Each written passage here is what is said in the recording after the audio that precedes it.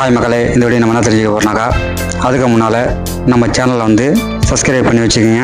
அப்போ தான் வந்து நான் போடக்கூடிய வீடியோக்கள் உங்களுடைய மொபைலுக்கு வந்து சேரும்.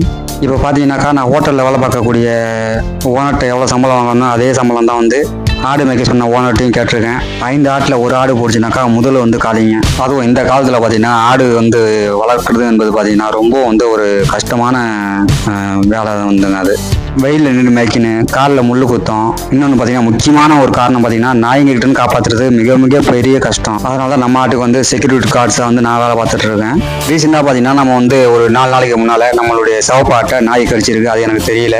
நான் வேலையை முடிச்சு அசால்ட்டாக வந்து எல்லா ஆட்டையும் பார்க்குறேன். எல்லா ஆடுமே வந்து ஆசை போட்டு நிற்கிது. ஒரு ஆடு மட்டும் ஆசை போடல. இன்னும் டீப்பாக போய் கிட்ட போய் அந்த ஒரு ஆட்டை போய் பார்த்தேன். ரொம்ப சோர்வாக இருந்தது. காலெல்லாம் வந்து முடிய தூக்கி விட்டு பார்த்தேன். காலில் பார்த்தா 2 காயம் இருந்துச்சு. வாயில் பார்த்தேன், வாயில் நுரத்தளிச்சு. அதை நான் பார்த்தேன். நான் உடனே கால்நடை மெடிக்கலில் போய் ஒரு இன்ஜெக்ஷன் வாங்கி போட்டு விட்டேன். இப்போ நல்லா இருக்குது. அடுத்த ஒரு நல்ல வீடியோ சந்திப்போம். பாய், நன்றி.